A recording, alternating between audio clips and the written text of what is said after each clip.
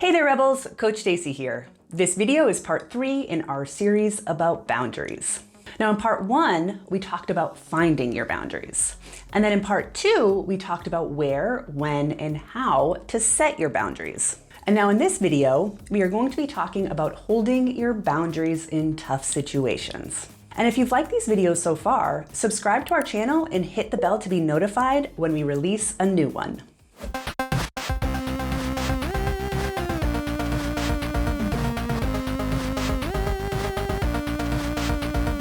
Part 1, how to deal with boundary crossing situations. So you might have set expectations beforehand and you might even talk to someone after. But maybe you find yourself right in the middle of one of those dreaded boundary crossing situations and you just want to say something. Now, speaking up for yourself in these situations can be really challenging, but there's lots of different ways that we can do it that you may find helpful. Be okay with speaking up. So first, be okay with speaking up. You might fear being a jerk or being difficult, but we all need to be comfortable taking up space. To be ready to stand up for ourselves when someone else is making us feel bad. And if we practice or think about some things to say ahead of time, it can help us have a clear head when we are in the middle of the situation, which allows us to stand up for ourselves easier without starting a huge argument or confrontation. What's more important, that other people like you and your actions, or that you like yourself? This isn't a trick question. Look to set expectations and boundaries that serve you well. What to say in the situation. There are a few things that we can say here that don't have to be confrontational, and we can keep it really simple here. A couple of lines that work really well. The first is, I would appreciate it if we did not talk about my body. Next is, this is not a topic that I'm comfortable talking about. Next up, please respect my decision. And the last of our examples today is, I'm fine the way I am. Let's change the subject. Now, they may hear you and accept those boundaries. Yes, that might actually happen, and this is great.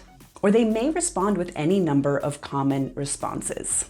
Come on, it's not a big deal. Or, you're overreacting, stop being so sensitive. Or they might guilt you with, look at all I've done for you. I can't believe you're acting like this. Or in the situation of food being pushed on you, there's the classic, oh, come on, it's tradition. Now, just like before, hear their side and emphasize as much as you can with it. Let them know what you'd like instead, and thank them for listening. So for example, if we look at the, oh, come on, it's tradition response, you could say, I understand it's tradition. I'm just going to skip dessert this time. No need to pressure me. Thank you for understanding. And that's it. That's all you have to say. So one of my favorite responses after setting a boundary when someone gives you an unwanted comment about your body is when they say, oh, come on, it's a compliment.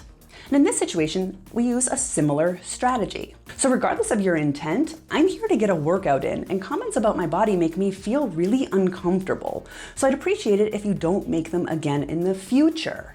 Thanks for understanding, and I hope you have a great workout. If you're really nervous about these interactions, then you can write out and role play a few possible responses in advance. This can go a long way in making you feel more prepared and confident for these situations. Don't give in and hold your boundaries. After setting boundaries, it's just as important to hold them too.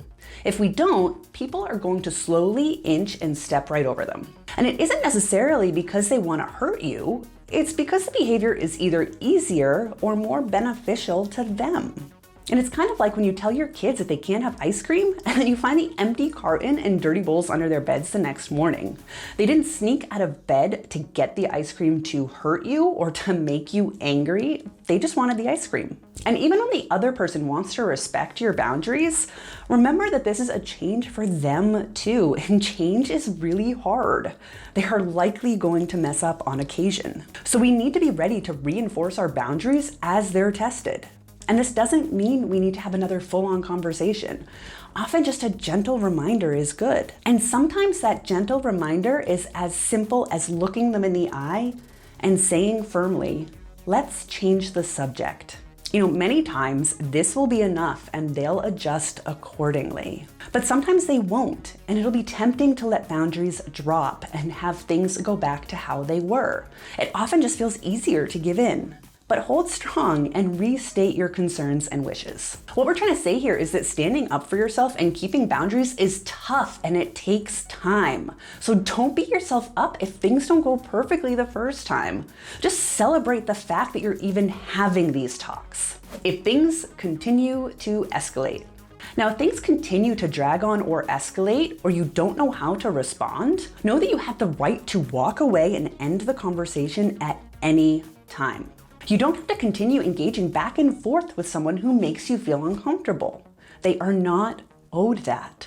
Saying no and walking away doesn't make you a jerk. It makes you someone strong enough to look out for their own well-being. In addition, you could set expectations with people on how you will behave if they continue that behavior. And this could be letting your parents know that if you're mistreated at the holidays, that you are perfectly happy to leave. Or telling your friend that if they sign you up for another fitness class without your permission, then you are not going out of guilt or obligation. Since you've set the expectation of your behavior ahead, there's nothing to feel guilty about when you have to enforce those boundaries. But the most important thing is that you do enforce them. Thanks for watching part 3 on setting boundaries. Good luck, and let us know how you've held your boundaries recently. In the next video, we'll talk about self-care as you maintain those boundaries. Stay tuned.